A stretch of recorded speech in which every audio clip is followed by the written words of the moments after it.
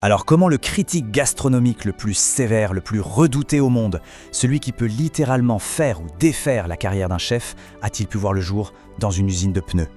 C'est une question qui paraît folle, non? C'est l'histoire d'un paradoxe total et aujourd'hui, on va décortiquer ensemble le génie stratégique qui se cache là derrière. Bon, on va entrer dans le vif du sujet. Parce que pour vraiment comprendre ce qu'est le guide Michelin, il faut revenir à sa naissance, à ce paradoxe complètement fou. La question, elle a l'air simple comme ça, mais en réalité, la réponse, c'est une véritable masterclass de business. Comment, mais vraiment comment, une boîte qui fait du caoutchouc a-t-elle pu devenir la référence absolue de la gastronomie mondiale? Regardez-moi ce grand écart, c'est juste incroyable. D'un côté, on a la fumée, la sueur, l'odeur du caoutchouc chaud à la fin du 19e siècle. Et de l'autre, l'élégance, le luxe, le raffinement absolu d'un plat de haute cuisine. Franchement, à première vue, ces deux mondes n'ont absolument rien à voir l'un avec l'autre. Et pourtant, c'est bien la même histoire. L'histoire d'un paradoxe, oui, mais c'est bien plus que ça. C'est en fait l'invention du marketing moderne. Et ça, bien avant même que le mot existe. C'est une véritable leçon de génie. Ok, pour vraiment comprendre ce coup de maître, il faut qu'on remonte le temps. Allez, on part à la fin du 19e siècle, en France. Un monde où la voiture, c'est un peu l'intruse. Alors, chiffre clé, en 1900, il y a moins de 3000 voitures. Je répète, moins de 3000 sur toutes les routes de France. C'est rien du tout, c'est une curiosité de riche, un jouet un peu bizarre, mais certainement pas un moyen de transport de masse. On imagine tout de suite le défi monumental pour les frères Michelin. Et comme si ça ne suffisait pas, il y avait pire. Le public était carrément hostile. Ça portait même un nom, c'est dire, l'autophobie. Les gens avaient peur de ces engins qui faisaient un boucan d'enfer et qui tombaient en panne tout le temps. Les paysans, eux, n'hésitaient pas à leur jeter des pierres ou même à leur tendre des pièges sur les routes. Ambiance. Et pour bien saisir l'état d'esprit de l'époque, écoutez ça. C'est une citation d'un juge parisien en 1906. Il dit « Jamais le passant n'a tort puisque les voies sont faites pour lui avant d'être destinées au chauffeur. » Voilà. C'est clair, net et précis. Même la loi n'était pas du côté de l'automobile. Voilà donc le problème. Le casse-tête des frères Michelin. Comment est-ce qu'on vend des pneus dans un monde qui, non seulement n'a quasiment pas de voiture, mais qui en plus les déteste? C'est simple. Pas de trajet, pas de pneus usés. Pas de pneus usés, pas de vente. L'équation est terrible. Et c'est là, face à ce qui ressemble à une impasse totale, qu'ils vont avoir une idée. Une idée de génie. L'idée qui va absolument tout changer. On est en 1900 pour l'Exposition universelle de Paris. Et là, ils lancent un petit livre rouge. Le tout premier guide Michelin. Mais attention, à l'époque, ça n'a rien à voir avec les restaurants. C'est un manuel de survie pour les quelques courageux qui osent prendre la route. 400 pages, distribuées gratuitement à 35 000 exemplaires. Dedans, on trouve des cartes, des listes de garagistes et même des infos sur où trouver de l'essence qui, à l'époque, s'achetait en pharmacie. Incroyable, non?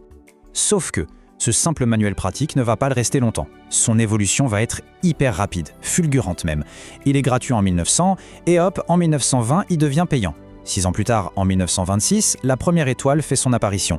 Et en 1931, le système des 1, 2 et 3 étoiles qu'on connaît tous aujourd'hui est mis en place. Ça va très très vite. Ce grand changement de 1920, il vient d'une anecdote. On ne sait pas si c'est une légende ou la pure vérité, mais l'histoire est trop belle. Apparemment, André Michelin entre dans un garage et il voit quoi? Son guide distribué gratuitement qui sert à caler un établi. La réaction est immédiate et sa phrase est devenue culte. L'homme ne respecte vraiment que ce qu'il paie. Et voilà, tout bascule. Du coup, le guide devient payant. 7 francs à l'époque. Mais bon, pour que les gens acceptent de payer, il faut que ça vaille le coup. Alors la valeur du guide est augmentée. On enlève toutes les pubs. Et surtout, la section sur les restaurants, qui était minuscule au début, est super développée. Et c'est là, précisément, que le coup de génie se met en place. Maintenant, on arrive vraiment au cœur de la stratégie, au moteur de la machine.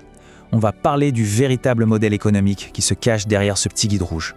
Leur business model, c'est une boucle parfaite en 5 étapes. Regardez bien. 1. On donne aux gens une raison de voyager grâce au guide. 2. On leur donne envie de faire de longs trajets en leur indiquant les meilleurs restaurants du pays. 3. Les gens font plus de kilomètres. 4. En faisant plus de kilomètres, ils usent leurs pneus. Et 5. Ils achètent des pneus neufs. C'est d'une logique implacable. C'est juste brillant. Et cette stratégie, aujourd'hui, on a un nom pour ça. Ça s'appelle le content marketing, le marketing de contenu. L'idée, c'est de fournir un contenu de grande qualité, super utile, pour amener les gens indirectement à acheter son produit. Les frères Michelin, ils ont tout simplement inventé ça, un siècle avant tout le monde. Des vrais précurseurs. Sauf qu'une idée de génie, ça ne suffit pas. Il faut une exécution parfaite. Et pour que toute cette belle mécanique fonctionne, Pour que les gens fassent des centaines de kilomètres sur la foi d'une recommandation, il fallait une chose essentielle. Le guide devait devenir une autorité absolue, incontestable. Le mot d'ordre, la clé de tout, c'était la crédibilité. Et leur outil pour construire cette crédibilité, c'est quoi? Le fameux système d'étoiles. Et écoutez bien la formulation, tout est lié au voyage. Une étoile, c'est une très bonne table. 2 étoiles, ça mérite un détour. Et le Graal, les 3 étoiles, ça vaut le voyage. Chaque définition est pensée pour l'automobiliste.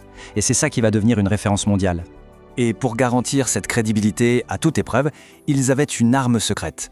Une équipe d'inspecteurs complètement anonymes. Des vrais clients mystères. Ils arrivent au restaurant comme n'importe qui, ils commandent, ils mangent, ils payent leur addition. C'est ce qui garantit une indépendance et une objectivité totale. Personne ne peut les influencer. Et si on cherche la preuve ultime, la consécration de cette crédibilité, la voici.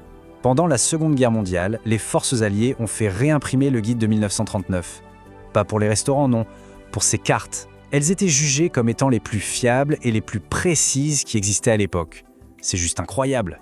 Ça en dit long sur la réputation d'excellence que le guide avait réussi à construire. Alors au final, qu'est-ce qu'on peut retenir de cette histoire, au-delà de l'anecdote fascinante? Quelle est la leçon à tirer de cette stratégie hors du commun? On peut résumer ça en 3 leçons fondamentales. D'abord, il faut éduquer son marché. Michelin n'a pas juste attendu que les gens achètent des voitures, il a transformé les gens en voyageurs. Ensuite, il faut créer de la valeur bien au-delà de son produit. Le guide, c'est devenu bien plus qu'un livre, c'est un symbole culturel. Et enfin, troisièmement, faire de la crédibilité sa principale valeur. Sans cette confiance absolue, tout le système s'écroule. Et pour finir, une question pour réfléchir. Si on applique ces mêmes leçons au monde d'aujourd'hui, quelle entreprise serait capable de créer le prochain guide Michelin? Quelle marque pourrait inventer un contenu tellement indispensable qu'il créerait à lui seul une nouvelle culture, un nouveau marché? La réponse, elle n'est vraiment pas si évidente.